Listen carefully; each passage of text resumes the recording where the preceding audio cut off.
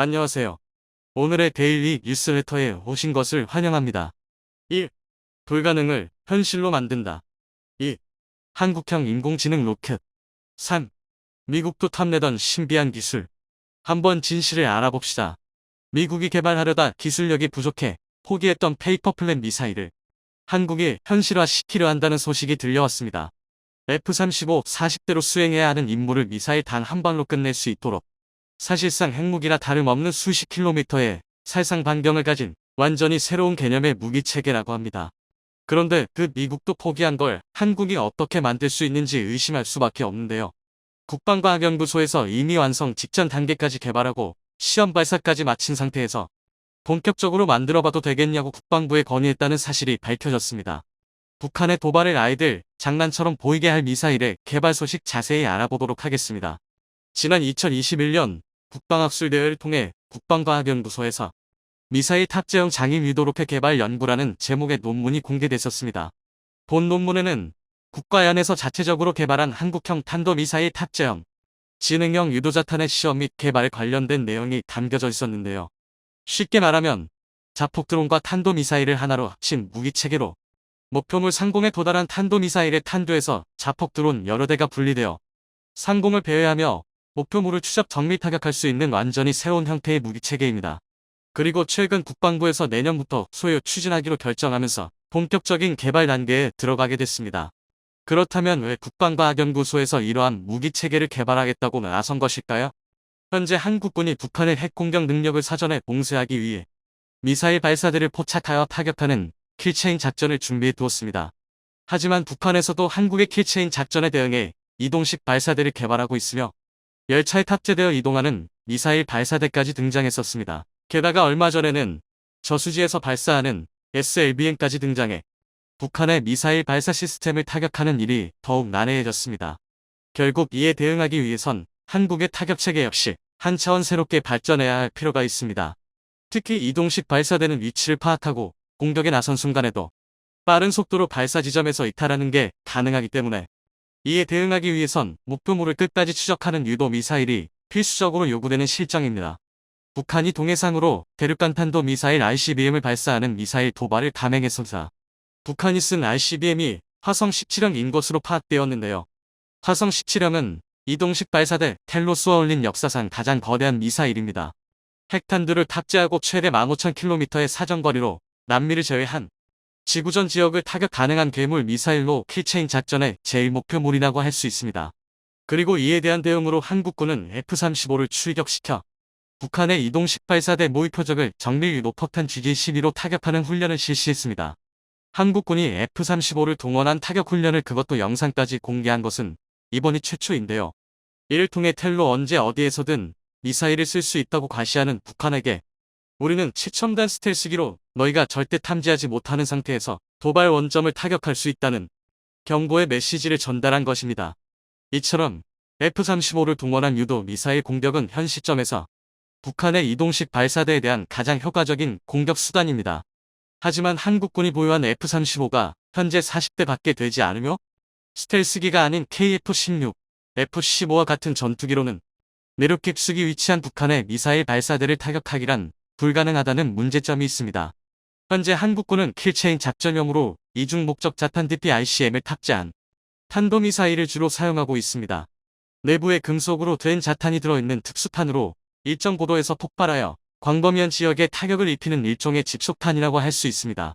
앞서 GG-12처럼 정밀 유도는 불가능하지만 넓은 범위를 한 번에 휩쓸어서 목표물을 파괴하겠다는 것이죠. 하지만 이 역시 타격 범위가 넓다고 해도 순식간에 발사 원점을 이탈하는 대를 타격하기엔 한계가 명확합니다. 때문에 북한의 이동식 발사대를 효과적으로 제거할 수 있도록 국가연에서 탄도미사일의 사거리와 GG-12의 정밀 유도기 그리고 집속탄의 광범위한 타격 능력을 합한 새로운 무기체계를 개발하게 된 것입니다. 일명 최공형 유도자탄 미사일의 개발 계획은 기존의 KTS-SM 미사일의 새로운 개량형을 개발하는 것이 목표입니다. 고정형 발사대와 최근 폴란드로까지 수출된 K-39 천무 다연장 로켓에도 발사 가능한 KTS-SM은 사거리 290km의 지대지 탄도 미사일입니다. 북한의 장사정 폭행도진지나 지하경납도 벙커 등을 파괴하기 위한 특수 열압력 탄두를 탑재하고 있는데요. 새롭게 개발될 최공형 유도자탄은 탄두에 자폭 드론을 탑재하는 완전히 새로운 형태의 미사일입니다. 과거 군비 경쟁이 관계에 달했던 냉전시대에 개발이 시도됐지만 페이퍼 플랜에 그쳤던 것을 한국에서 최초로 실용화에 나선 것이죠. 우크라이나 전쟁으로 인해 자폭 드론의 전술적 효용성이 입증되었는데요. 러시아에서 최근 우크라이나의 수도 키이우에 무차별 폭격을 감행하고 있는데 이 공격에 이란제 자폭 드론이 동원되고 있습니다. 자폭 드론을 막기 위해 키이우 경찰들이 대공 사격을 실시했지만 자폭 드론을 막을 수는 없었습니다. 계속되는 공격에 키이우 시민들은 드론 엔진 소리만 들려도 공포에 떨고 있는데요. 자폭 드론 공격을 통해 우크라이나 국민들의 사기를 떨어뜨리는 푸틴의 공포 전략이라고 할 수 있습니다. 현재 각 국가에서 자폭 드론의 본격적인 개발에 나섰고 한국은 자폭 드론의 효과를 더욱 극대화하기 위해 탄도미사일에 자폭 드론을 실어 날린다는 기발한 발상을 떠올린 것입니다. 탄도미사일에 탑재될 이 자폭 드론은 이스라엘 유비전에서 제작한 히어로 자폭 드론과 비슷한 형태를 가지고 있습니다.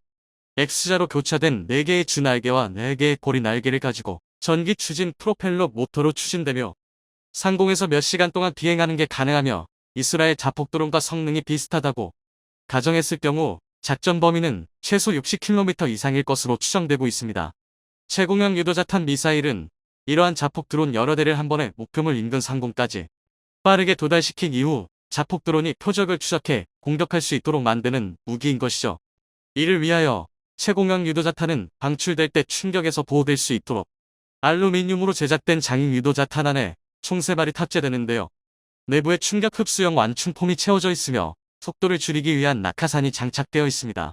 장인 유도자탄은 탄도미사일에서 고속으로 방출될 때 자세를 안정화시킬 수 있도록 전방이 팔각형인 유선형으로 설계되었고 뒤쪽에 꼬리날개 장착되어 있습니다. 다음 그림에서 보듯이 일정 고도에 도달하면 탄도미사일에서 보호 페어링을 분리하면서 메탈 에어백을 사용해 장인 유도자탄을 방출합니다.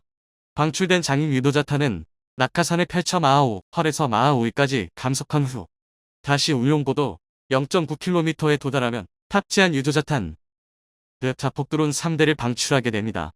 방출된 자폭 드론은 700m 고도에서 날개를 전개한 후 프로펠러를 이용해 비행하며 작전 고도 500m 지점에서 작전 상공을 배회하면서 스스로 표적을 탐지하여 공격하게 됩니다. 이를 위해 자폭 드론에는 인공지능 기술이 적용된 ATR 오토매틱 타깃 레커그니션 기능이 탑재된 적외선 탐색기가 장착되어 지상을 관측하여 태를 찾아서 공격할 수 있도록 만들어졌습니다. 이렇게 탄도 미사일처럼 수백 킬로미터 떨어진 곳에서 격추가 불가능한 속도로 날아들어 유도 미사일처럼 목표물을 끝까지 추적하고 집속탄처럼 한 번에 넓은 범위를 타격 가능하며 드론처럼 목표물을 포착할 때까지 상공에서 배회할 수 있는 궁극의 탄도 미사일처럼 보입니다. 이렇게 장점만 있다면 좋겠지만 기술적으로 구현이 어렵다는 문제점이 있는데요. 90년대 중반 미국에서 13개의 배트릴리언트 엔티 아모르 테크놀로지 지능자탄을 탑재한 어택제 전술 탄도미사일을 개발한 바 있습니다. 국가연에서 개발 연구 중인 개념과 비슷하게 탄도미사일에서 분리된 후 미리 프로그래밍된 목표 지점으로 활공하면서 음향 센서를 통해 전차나 이동식 발사대의 엔진 소음을 탐지해 추적하여 타격하는 방식인데요. 하지만 시험평가 단계에서 지능자탄에 장착된 음향 센서가 미군에서 요구하는 탐지 신뢰성에 도달하지 못해 소량 생산 후 프로젝트가 그대로 무산됐었습니다. 그러나 미완성된 무기임에도 당시 북한의 탄도미사일 위협에 대응하기 위해 주한미군 사단에 긴급 배치할 정도로 전술적 효용도를 높게 평가했었으나 그렇다면 그 미국도 실패한 지능자탄을 과연 국가연에서 개발할 수 있는 것일까요? 과거 달에 도달했던 아폴로호에 탑재된 컴퓨터의 성능이 오늘날 스마트폰의 수만 분의 1에 지나지 않는다는 것을 생각한다면 반도체 강국인 한국에서 만든 칩을 탑재한 인공지능 미사일의 작전 수행 능력은 90년대 미사일과 비교할 수 없는 수준입니다. 또한 유도자탄 연구는 국가연에서 겨우 15개월 동안 국가연이 보유한 연구자산과 제한적인 사업비만을 사용하여 실시되었지만 장인 유도자탄 방출 시험, 자탄 방출 장치 내 충격성 검증, 고속환경 하 장인 유도 자탄 방출 성능 확인 등 요구하는 기술적 기능성을 대부분 확인할 수 있었습니다. 게다가 이미 실제 탄도미사일을 사용해 방출 시의 생존성, 방출 후의 안정화 및 비행 성능, 낙하산의 감속 성능까지 확인하기 위한 테스트까지 진행했었는데요. 안타깝게도 발사된 탄도미사일의 전방 덮개가 분리되지 않아 마지막 단계인 유도자탄 사출까지 도달하지는 못했습니다. 하지만 이를 통해 국가연의 개발 연구가 상당한 수준에 도달해 있다는 것을 파악할 수 있으며 내년부터 본격적인 개발에 들어갈 경우 매우 짧은 시간 안에 최공형 유도자탄 미사일을 완성할 수 있다는 것을 알 수 있습니다. 겁먹은 개가 더 크게 짖는다는 것처럼 북한의 계속되는 도발로 북한 내부 사정을 어림짐작해 볼 수 있습니다. 러시아와 중국이 한국을 노리고 있습니다. 대한민국이 중립을 지키고 있음에도 불구하고 재발이 저린지 한국이 우크라이나와 대만을 지원하지 못하도록 북한에 대대적인 지원을 하고 있는데요. 이에 따라 최근 들어 북한의 전력이 무서운 속도로 성장하고 있습니다. 새로운 미사일이 연이어 등장하고 신형 장비로 무장한 북한군이 목격되고 있기 때문이다. 새벽 중 평양 북쪽 숭만 일대에서 동해로 사거리 700km, 고도 50km에 마하 6이나 되는 단거리 탄도미사일을 발사했고 비슷한 시기 10대의 북한 전투기가 우리 영공 근처의 비행금지 구역으로 위협비행을 개시했습니다. 또 새벽 1시 황해도에서 서해로 130여 발, 새벽 3시에 강원도에서 동해로 40여 발의 포격을 가했습니다.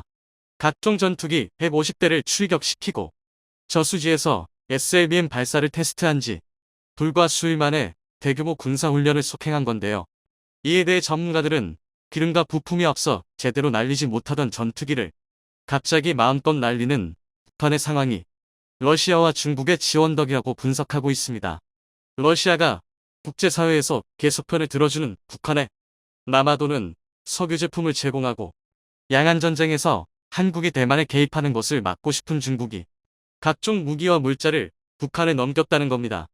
이 때문에 우리 군에 비상이 걸렸습니다. 지금의 전력 격차라면 한국이 북한의 침략을 받아 패할 일은 절대 없겠지만 연평도 같은 북한의 기습적인 도발로 발생할 피해 규모가 크게 늘거나 유사시 북진 과정에서 겪게 될 피해가 훨씬 커질 수밖에 없는 것은 사실입니다. 그래서 최근 군에서는 새롭게 강화되고 있는 북한의 여러 비대칭 전력에 맞상대할 수 있으면서 중국과 러시아의 지원으로 강화된 북한군의 재래식 전력을 압살할 수 있는 여러 첨단 전력을 합충하고 있습니다. 또 유사시 북한을 도와 남침하려는 중국을 견제할 수 있는 전략급 무기의 개발을 추진하고 있습니다. 하지만 대중들이 뉴스를 통해 전해 듣는 소식은 굉장히 부정적입니다. 현무인 낙탄 사고, 군당급 무인기 전력화 지원 등 여러 논란과 더불어 국방 예산 삭감 시기에 우리 군이 굉장히 소란스러운데요. 그래서 무능력해진 군이 아무것도 하지 않는 게 아닌가 하고 불안해하시는 분들이 많습니다. 그런데 그렇지 않습니다. 분명 우리 군은 실책을 저지르긴 했지만 국방력 강화를 위한 여러 조치를 하고 있는 것은 명백한 사실입니다. 다만 국민들이 이를 잘 파악하기 어려울 뿐인데요. 요즘 국군을 가장 괴롭히는 무기는 북한의 단거리 탄도탄과 초대형 방사포입니다. 이 무기들은 발사 전 단계에서 사전 탐지가 어렵고 발사된 무기는 막기 어렵기 때문인데요. 게다가 단거리 탄도탄은 소형화된 핵무기를 이용한 기습 공격이 가능하며 이름만 방사포지 구경이 400부터 600mm에 달하는 전술 미사일급의 초대형 방사포입니다. 그런데 문제는 배치 수량이 많고 이동성이 우수해 발사 원점을 타격해도 100% 격파가 불가능하다는 것입니다. 그렇다면 우리 군은 이 무기들에 대해 어떤 대응을 준비하고 있을까요? 이에 대해서는 큰 틀에서 두 방향의 기준이 있습니다. 바로 방어와 공격입니다. 북한이 가할 수 있는 모든 종류의 공격을 완벽히 방어할 수 있는 궁극의 미사일 방어체계 캔들을 구축하는 것과 북한의 도발이나 전면 침공을 가정해 사전에 정미사일을 완벽히 찾아내서 추적 섬멸하는 압도적인 정밀 타격 전력의 구축입니다. 먼저 캔드에 대해 말씀드리자면 여러 대공 무기를 복합적으로 운용해 여러 겹으로 중첩된 강력한 방공망을 목표로 하고 있습니다. 작은 포탄부터 초대형 발사체 같은 전술 미사일 TDM 수준의 발사체까지 요격할 수 있는 한국형 아이언도민 램드의 구축을 추진하고 있는데요. 다음으로 단거리 탄도탄 SRBM을 요격하는 국산 천궁1, 천궁2와 미제 팩2, 팩3 MCA로 구성된 중거리 지대공 미사일 전력도 구축됩니다. 이와 함께 사실상 우주나 마찬가지인 고도 40부터 100km에서 마 8.8 이상의 극초음속 타겟을 정확히 요격할 수 있고 최대 사거리가 300km나 되는 국산 장거리 탄도탄 체계 SM과 주한미군의 사드로 구성된 장거리 종말 단계 요격 능력을 진행합니다. 그리고 마지막으로 현재 한창 도입 논란이 일고 있는 요격고도 500부터 1000km, 최대 사거리 900부터 2500km인 SM-3 계열 미사일의 도입과 LSM 기반으로 개발이 추진되고 있는 한국형 SM-3급 요격 미사일과 KF-21 보라매를 이용해 상승 단계에서 정미사일을 요격할 상승 단계 요격 미사일로 구성된 ICBM 대응 전력이 바로 한국이 구축 중인 캠드의 핵심 요격 체계입니다. 이렇게 나열해보면 한국이 구축하는 요격 체계가 상당히 뛰어나 보이는데요. 그런데 오히려 이 엄청난 체계를 보고 한국이 과연 이런 체계를 갖출 수 있겠냐고 불신하는 분들이 많습니다. 너무 종류가 많고 다양한 데다 레이저 무기처럼 공상과학에서 나올 것 같은 무기들이 많아서 명백히 군에 배치됐거나 개발을 앞두고 있음에도 잘 믿지 못하시는 건데요. 하지만 그런 불신과 달리 우리 군의 준비는 차근차근 착실히 진행되고 있습니다. 좋은 예시가 바로 현재 추진 중인 국군의 5차 신속획득 사업입니다. 신속획득 사업은 갑작스런 군사적 패러다임의 변화 혹은 적대국의 새로운 무기체계로 인해 급격히 대두된 위협에 빠르게 응하기 위해 만들어진 새로운 제도입니다. 간단히 말해 도입이 필요한 무기라면 사업 타당성 검토, 예산안 심의를 거치지 않고 소량이라도 빠르게 도입해 사용해 본 뒤 효능이 우수하다면 정식 절차를 밟아 대규모 도입이 가능하도록 한 건데요. 그런데 이번 5차 신속획득 사업에서 육군이 기동형 레이저 대공 무기를 요구했습니다. 여기에는 레이더, 열화상, 레이저를 탑재한 요적 차량으로 무인기의 탐지와 추적 그리고 요격을 원샷으로 해결한다는 것입니다. 그리고 이는 달리 말해 국군이 신속획득 사업에 올릴 수 있을 정도로 우수한 레이저 무기를 이미 우리 방산기업에 양산할 수 있다는 뜻이기도 한데요. 실제로 한국은 무려 2020년에 외국 국빈을 초청한 자리에서 20kW 레이저를 이용한 요격 시험을 공개한 바가 있습니다. 그러니까 적성국의 미사일을 요격하는 시스템인 캠드를 의심할 필요는 없습니다. 하지만 아무리 적의 공격을 완벽히 막을 수 있다고 할지라도 그저 막고만 있는다면 거대한 샌드백 신세를 면하기 어렵습니다. 그러므로 우리를 공격하려 하거나 공격한 적에게 곧바로 몇 배의 보복을 할 수 있는 강력한 타격 자산이 필요한데요. 그래서 현재 우리 군은 여러 타격 전력을 구축하고 있습니다. 현재 국군이 보유 중인 반격 자산으로는 먼저 육군의 M270A1 MLRS가 발사하는 어택즈 그리고 현무기가 있습니다. 또 공군은 외산 무기인 타우러스, 슬래미알과 국산 무기인 KGGB를 준비했고 해군은 해성3, 대령 한대지 순항미사일을 보유 중인데요. 그런데 우리 군은 이것도 모자라다고 생각했는지 천무 다연장목 해세 구경을 400mm 크게 늘린 천무 이하 KTS-SM 그리고 4부터 8톤의 초고질량탄두를 탑재한 현무사, 현무, 장거리 공대지 미사일 천룡과 이를 축소한 버전인 중거리 공대지 미사일, 도선 만창호급 잠수함이 운용하는 현무사사 SLBM을 개발했거나 개발 중입니다. 이 모든 무기체계가 10년 안에 배치되어 우리 국경에서 북한과 북한을 돕는 중 러의 군대를 견제하는데요. 그런데 이렇게 우수한 방어무기와 공격무기가 있어도 적을 정확히 파악할 수 있는 눈이 없다면 무용지물이나 마찬가지입니다. 그래서 대한민국은 감시정찰자산 전력을 강화하는데요. 최근 우리 군은 미군의 도움 없이 우리 손으로 국토를 위협할 수 있는 적대국의 모든 무기체계를 실시간으로 감시하고 유사시 우리 측의 타격 자산을 유도할 수 있도록 감시정찰 자산 확보에 매진하고 있는데요. 육군에서는 도수로 날릴 수 있는 소형 드론과 대대급은 정찰 드론의 배치와 동시에 사단급, 군단급 제대가 사용할 무인기의 개선 작업이 진행되고 있습니다. 기존 사단급 무인기 쿠스구이, 산지 등의 환경에서 사용하기 어렵다는 점이 지적되자 차세대 사단급 무인기를 개발하고 있고 군단급에서 사용하던 송볼매 무인기 역시 MQ-1C 그레이 이글과 맞먹는 군단급 무인기 개발이 막바지에 있습니다. 또 공군에서는 신호정보뿐 아니라 염삼정보와 화함정보까지 탐지할 수 있는 고성능 신형 백두정찰기의 개조 작업을 진행하면서 지상의 여러 설비를 관찰하는 대지상 조기경보통제기인 합동이동표적감시기의 도입까지 검토하고 있습니다. 또 미국의 도움 없이 완벽한 국방 시스템을 갖추기 위해 통신, 항법, 정찰 위성을 독자 확보하는 425사업, KPS 사업 등을 추진하고 있습니다. 따라서 중국과 러시아가 아무리 북한에 무기를 퍼주고 연료를 제공한다고 할지라도 우리 군이 지금처럼 착실히 준비한다면 충분히 적과 맞설 수 있습니다. 하지만 우리 군은 너무 많은 일을 추진해서인지 집중력이 떨어진 모습을 보이고 있습니다. 바로 현무의 미사일 낙한 사고와 군당금 무인기의 계속된 개발 지연이라는 심각한 문제가 발생했으며, 이를 본 많은 국민이 군이 또 비리를 저질렀다며 군을 성토 중인데요. 그런데 우리 국민들의 이런 비판적인 모습은 정말 좋은 모습입니다. 아무리 군이 발전했다고 하더라도 국민들이 감시의 눈을 불뜨지 않으면 어떤 비리나 실책을 저지를지 알 수 없으니, 문제가 있는지 살펴보는 자세는 우리 군의 발전에 큰 도움이 될 수밖에 없습니다. 하지만 반대로 무조건적인 비판과 무차별적인 의심은 군의 발전을 저해할 수 있습니다. 일례로 한때 무조건 실패할 것이며 막대한 국고 손실이 된다던 KF-X 사업이 공동개발국이던 인니의 협잡에도 불구하고 성공을 눈앞에 두고 있습니다. 만약 KF-X 사업이 중단돼서 KF-21이 나오지 않았다면 KF-21을 발사 플랫폼으로 사용해 개발될 예정인 여러 무기체계의 개발을 꿈도 꿀 수 없었을 것입니다. 또 이를 통해 얻은 4대 핵심 기술도 확보하지 못했을 것입니다.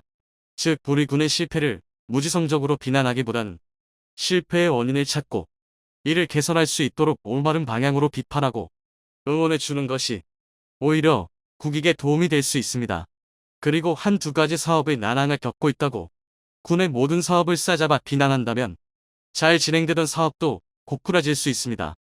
이런 사례 중 하나가 현재 한창 시험 중인 수소 연료 전지를 이용한 신형 추진체계입니다. 현재 국군은 기동 전력의 현대화를 위해 여러 계획을 구상 중입니다. 그러나 지금까지 도입한 무기들은 현대전에서 소음, 매연, 그리고 낮은 에너지 효율로 인한 전력 부족 문제를 지적받고 있는데요. 이는 기존의 화석연료 엔진을 사용해 개발됐기 때문입니다. 하이브리드나 완전 전기 추진이 대세가 되고 있는 미래 전장에서 쓰기에는 아무래도 한 끗이 모자라다는 평가입니다. 그래서 우리 군은 이미 배치된 K808 장갑차의 추진 체계를 전기 추진으로 바꾸기 위해 현대자동차가 개발한 트럭용 수소 연료 전지를 장갑차에 이식하는 사업을 진행 중입니다. 이를 통해 얻은 기술로 미군에서도 인정한 지상형 무인 전투체계 UGV부터 보병 전투차와 전차까지 모든 기동 장비를 전기 추진으로 교체할 계획입니다. 그러나 낮은 배터리 효율과 수소의 충전과 운반에 어려운 현지 조달 문제 등을 해결하지 못해서 대안을 검토하고 있는데요. 그런데 이런 사업은 보수적인 개발 환경에서는 절대 진행될 수 없습니다. 즉, 우리가 선진화된 기술을 확보하려면 무조건 성공할 만한 일만 하려는 게 아니라 기술 발전에 도움이 된다면 리스크가 있더라도 시도는 해야 한다는 것입니다. 현대의 전쟁은 무기체계의 양도 중요하지만 이보다 더 중요해지는 것이 무기의 질입니다. 특히 대한민국은 한정된 예산과 부족한 자원으로 북한과 중국을 대응하기 위해서는 반드시 선진 기술을 확보해야 합니다. 미국과 중국은 한국과 경쟁하는 강대국일 뿐 아무것도 아니기 때문에 한국에 이익이 되는 경우에만 협력해야 한다. 한국은 러시아 원전 기술을 업해서 4세대 원자로를 만든 걸로 아는데, 한국은 러시아와 유럽과 미국의 기술을 모두 흡수할 수 있는 지구상 유일한 나라. 그것을 업해서 기술 독립을 해야 합니다. 현재 미국의 한국을 향한 이라 법안이 접접도를 넘고 있습니다. 전기차, 반도체도 모자라 이제는 원전에서까지 갑질을 하기 시작했습니다. 앞서 예상을 한 국면도 있었지만 현실이 되니 정말 믿기가 힘든데요. 특히 이제는 미국이 한국의 원전 수출기를 아예 막아버릴 움직임을 보여 논란이 되고 있습니다. 과연 미국에서 어떤 행보를 보이는지 자세히 한번 알아보겠습니다. 현재 미국은 한국의 전기차 분야보다 훨씬 강한 모습을 원전에서 보이고 있습니다. 앞서 27일 미국의 원자력 발전 기업 웨스팅하우스가 우리나라의 한국 수력 원자력과 한국전력을 대상으로 수출 통제 소송을 냈습니다. 미국 정부의 허가 없이는 한국 기업이 다른 나라에 원전 수출을 못하게 하는 내용입니다. 미국은 한수원이 폴란드 원전 건설 프로젝트에 입찰한 차세대 가압 경수로 APR-1400이 웨스팅하우스의 기술로 만들어진 만큼 자사의 지적 재산권을 침해했다고 주장하고 있습니다. 이에 한수원과 한전이 미국의 웨스팅하우스로부터 소송을 당했다면서 미국 수출 통제 위반 가능성에 대한 것으로 법정 대응을 준비하고 있다고 밝혔습니다. 이어 원전 수출에 차질이 없도록 최선의 대응책을 모색할 것이라고 말했습니다. 한수원과 스탠더드 앤 푸어스 SP 글로벌에 따르면 웨스팅하우스는 지난 24일 현지 시간 미국 컬럼비아 연방지방법원에 한수원의 APR-1400 원전 설계의 자사의 지적 재선권이 포함돼 있어 한수원이 수출을 하려면 자사와 미국 에너지부의 허가를 받아야 하므로 한수원이 임의로 폴란드와 체코, 사우디아라비아 등 다른 국가로 원전을 이전하지 못하게 해달라는 내용의 소송을 제기했습니다. 웨스링하우스는 한수원이 란드와 체코 등의 수출을 추진하는 한국형 원전인 APR-1400에 자사가 2000년 획득한 시스템 80 원자로 설계 기술이 들어있다고 주장하고 있습니다. 그러면서 한수원이 폴란드와 APR-1400 제공을 위한 의향서에 서명하려면 원자력 기술 공유를 제한하는 미국 법에 따라 기술 공유에 대한 미국 에너지부의 승인과 자사의 동의가 필요하다고 강조했습니다. 한국 원전이 미국 원전 기술을 사용 중이니 미국의 수출 동제를 받아야 한다는 것입니다. 웨스팅하우스는 소장에서 한수원은 2010년 아랍에미리트 UAE에 APR-1400 사기를 수출할 때 이런 필요성을 인정했다고 강조하며 미국의 기술을 다른 나라와 공유하는 행위를 금지시켜달라고 요청했습니다. 그런데 미국과 웨스팅하우스의 이러한 모습이 다소 황당한 것이 미국은 원래 한국과의 협력을 원해왔다는 것입니다. 한수원은 앞서 UAE 원전 수출 때는 이 문제를 웨스팅하우스의 기술 자문료를 주고 증기 터빈을 당시 웨스팅하우스 모 회사인 도시마에 하청을 주는 형태로 타협해 미국 에너지부의 승인을 받아 해결했습니다. 이를 두고 일각에서도 미국은 무조건적으로 한국의 원전 수출을 경계할 것이 아니라 적극적인 협력을 해야 한다고 주장합니다. 왜냐하면 아무리 미국의 원전이라 할지라도 한국이 수출하는 버전은 한국의 기술진들이 상당한 기술 개량을 했으며 너무 비싸서 수주에 엄두를 내지 못하는 미국산보다 한국형은 상당히 저렴해 에너지난 해결에 꼭 필요하다는 것입니다. 그리고 현재 원전 산업을 상용화 가도로 끌어올릴 나라는 한국뿐입니다. 사실 웨스팅하우스는 원천 기술을 갖고 있기는 하지만 이를 제대로 사용하지 못했습니다. 특히 도시바에 인수됐다가 도시바가 파산하며 존립위기에도 처한 바 있습니다. 그렇기 때문에 웨스팅하우스가 앞서 UAE 원전 수출 당시만 하더라도 한국의 기술에 박수를 쳤던 것입니다. 그리고 지금까지 원전은 위험 요소로 분류되어 왔지만 에너지난을 해결할 유일한 수단으로 판단되며 국제사회에서도 이미지가 뒤바뀌었습니다. 앞으로 원전이 전기차와 반도체만큼의 국가 기반 사업으로 성장하기 시작한 것입니다. 이에 관계자들은 미국이 한국의 진로심을 느낀 것 아니냐는 말을 하는데요. 이는 현재 논란이 되고 있는 폴란드 원전 언론에서도 거론됐습니다. 폴란드 현지 언론은 지난 19일 한수원이 2주 안에 폴란드 전력공사 P 현지 민간 에너지 기업인 제펙 제이팝과 원전 사업 의향서를 체결할 것이라고 보도했습니다. 폴란드는 이르면 이달 말 690W 규모의 가압경수로 6기를 지을 사업자를 정할 것으로 알려졌는데요. 이에 한수원이 유리한 고지를 접하자 웨스팅하우스가 소송으로 막판 뒤집기를 시도했다는 해석이 나오고 있습니다. 그런데 한국 입장에서는 미국의 이러한 태도가 이해가 가지 않습니다. 미국이 올해부터 계속해서 한미원 전동맹을 강조해왔기 때문입니다. 그러면 양국이 협력하여 원전을 수주하면 되는 것인데 왜 이러한 상황이 생겼냐는 것입니다. 현재 관계자들은 이번 수주가 폴란드 수주라서 그러는 것 아니냐는 말을 하는데요.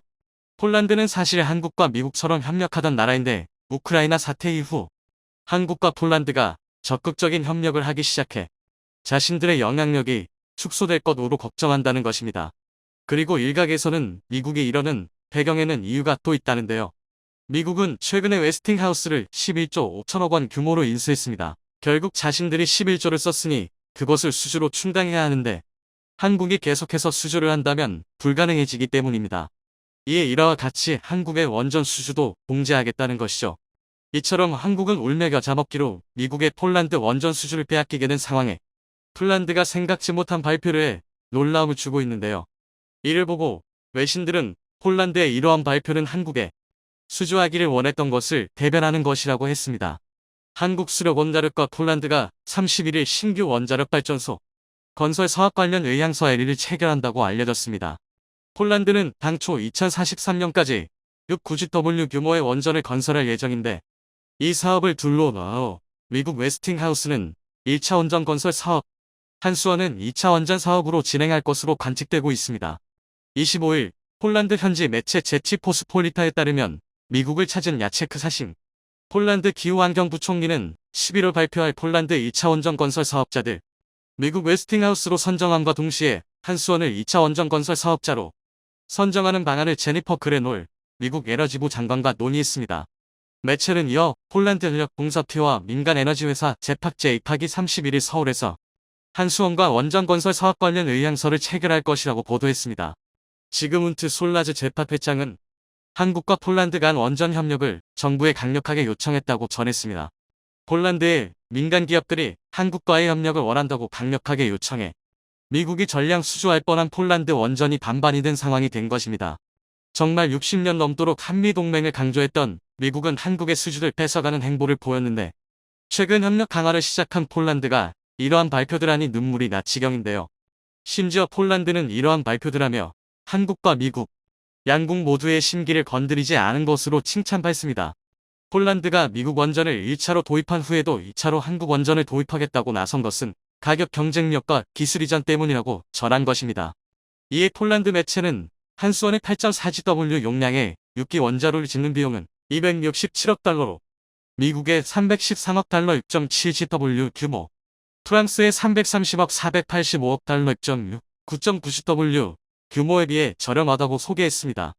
이에 정영훈 한국과학기술원 카이스트 교수는 폴란드 입장에서 미국과의 관계를 신경 쓸 수밖에 없다면서도 한국 원전이 가격 경쟁력이 뛰어난 데다 방산협력 등으로 한국-폴란드 관계가 두려워지고 있는 만큼 한폴란드 원전 협력도 이어가고 싶을 것이라고 말했습니다.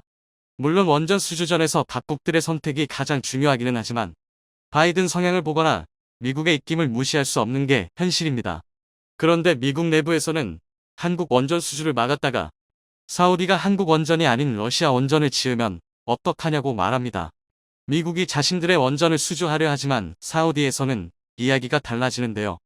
현재 사우디는 미국의 등을 돌린 상황인데 미국의 원전을 지을 리 없으며 차선책이 한국뿐인 상황입니다. 그런데 미국이 이를 막으면 사우디로서는 러시아 원전을 지을 수밖에 없는 것이죠. 그렇게 되면 주변국들을 중심으로 러시아 원전의 영향력이 넓어질 가능성이 있는 것입니다. 이처럼 미국은 한국의 전기차, 반도체도 모자라 원전 성장까지 막으려 하는 모습인데 결국 각국들의 미국 투자 회피 현상을 만들고 미국의 우호적이지 않은 나라들에서는 안 좋은 상황이 연출되고 있습니다.